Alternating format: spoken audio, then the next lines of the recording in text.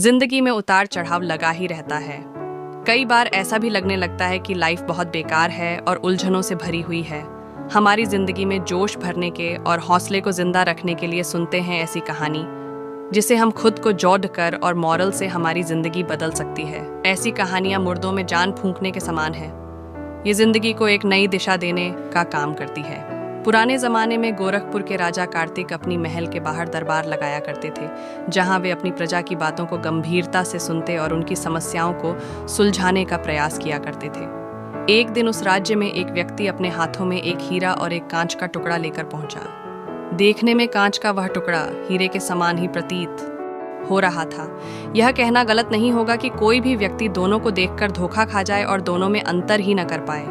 वह व्यक्ति राज दरबार में पहुंचा और उसने भारी सभा में राजा को चुनौती देते हुए कहा कि राजन, मेरे एक हाथ में एक बहुमूल्य हीरा है और एक में कांच का टुकड़ा।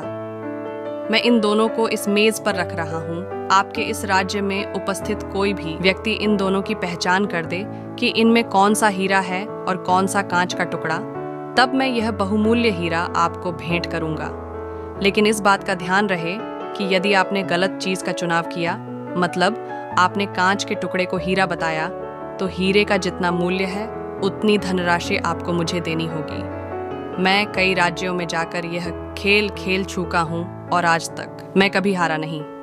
राजा ने उस व्यक्ति की बात मान ली और अपने सभी मंत्रियों से कहा कि वे असली हीरे को पहचाने।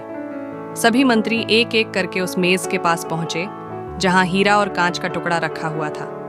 दिखने में दोनों में कोई भी अंतर नहीं था।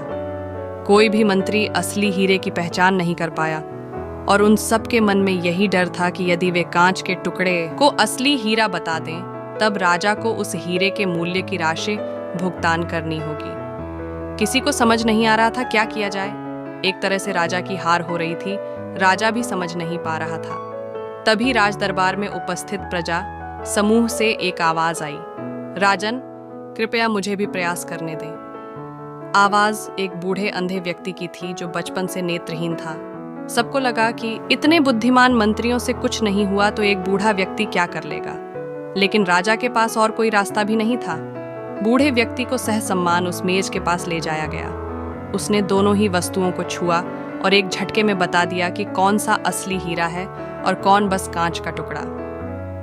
बूढ़े अंधे व्यक्ति ने असली हीरे की पहचान कर ली। वह व्यक्ति भी चौंक गया जो इस शर्त के साथ हीरा लेकर आया था।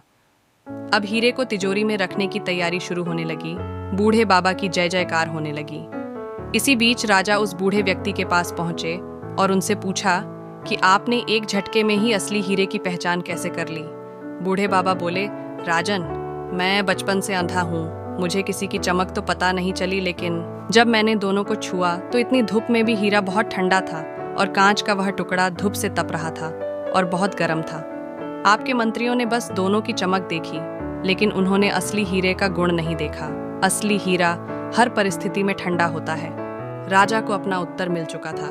दोस्तों, इस छोटी सी स्टोरी का मॉरल है कि हर व्यक्ति में दो तरह के गुण पाए जाते हैं, ठीक उस हीरे की तरह और कांच के उस टुकड़े की तरह।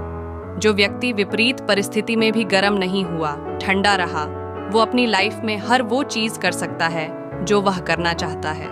लेकिन जो व्यक्ति कांच के टुकड़े की तरह गर्म रहा तो उसका कोई मोल नहीं। बहुत सारे लोग गुस्सा करते हैं, आग बबूले हो उठते हैं, चिल्लाते रहते हैं। ये वही गुण हैं जो कांच के उस टुकड़े में होता है। और हीरा तो हर परिस्थिति में चमकता भी है और ठंडा रहता है। इसलिए अपने दिमाग को ठंडा रखिए, शांति से काम कीजिए। अपने अंदर के हीरे की पहचान आपको खुद करनी है और आपको हीरा बनना है ना, कि कांच का वह टुकड़ा जो सिर्फ हीरा जैसे दिखता है, लेकिन हीरा नहीं, क्योंकि अब आप जानते हैं असली हीरे की पहचान।